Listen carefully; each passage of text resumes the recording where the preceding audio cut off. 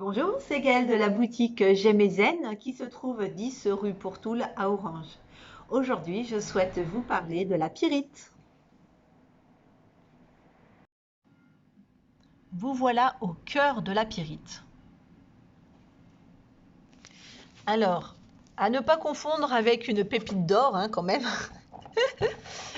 Ce n'est pas de l'or, ça ne reste que du fer. Mais c'est vrai que c'est très très ressemblant.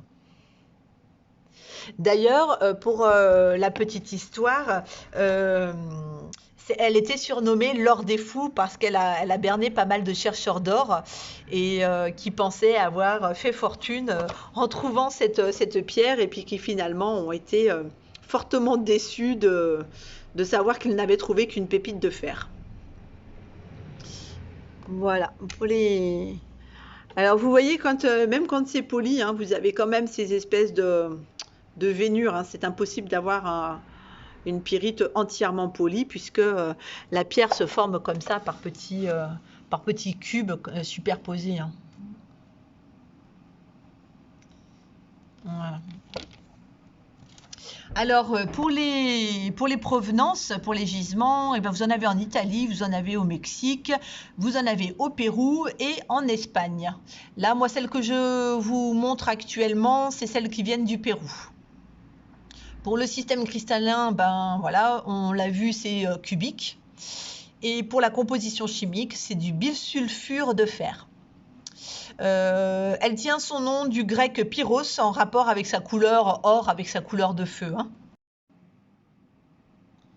Alors, placée sur le chakra du troisième œil, elle stimule les facultés intellectuelles. Elle va renforcer la mémoire et la capacité à se souvenir des choses. Elle va également nous aider à mieux utiliser notre potentiel et notre créativité. Vous pourrez également la placer sur le chakra de la gorge pour faciliter l'expression verbale, favoriser les échanges harmonieux. Sur le chakra du cœur, elle supprimera les infections respiratoires, renforce les bronches et les poumons. Sur le chakra du plexus solaire, elle renforcera la volonté, stimulera les personnes se trouvant dans une période d'apathie et elle va également accroître le tonus et la vitalité et aider à surmonter la fatigue. Sur le chakra sacré, vous savez, c'est le chakra qui est 2 doigts en dessous du nombril. Elle va supprimer les inflammations de l'estomac, des intestins, du pancréas et réguler les problèmes intestinaux et digestifs.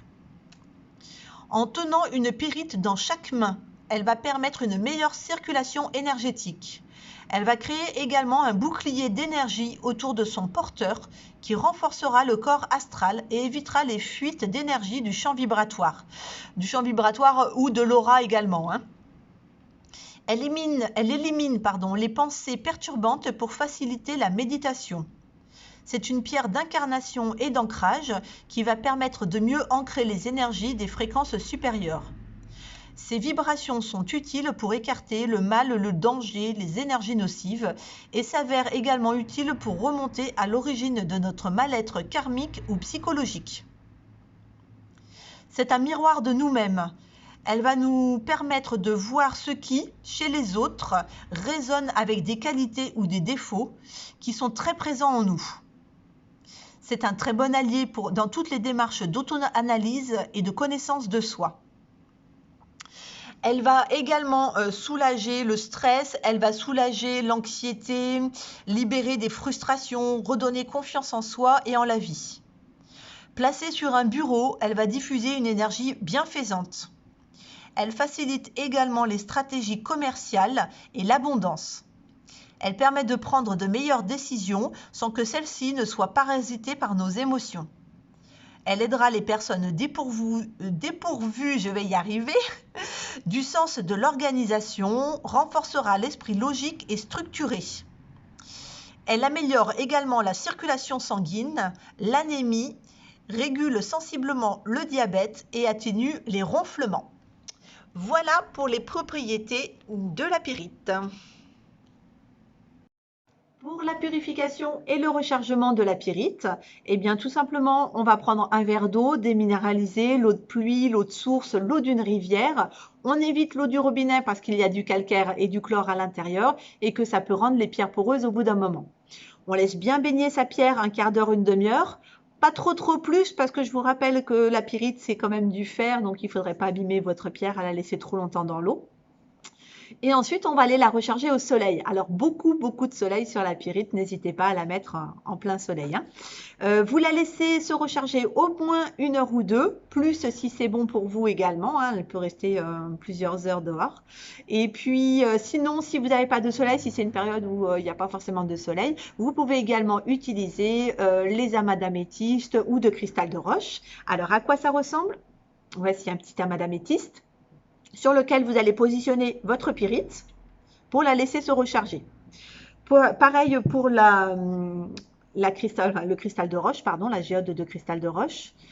Hop, on positionne sa pyrite dessus et on la laisse se recharger.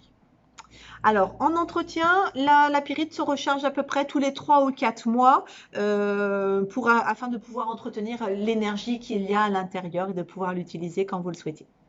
Je vous souhaite une excellente journée et je vous dis à bientôt.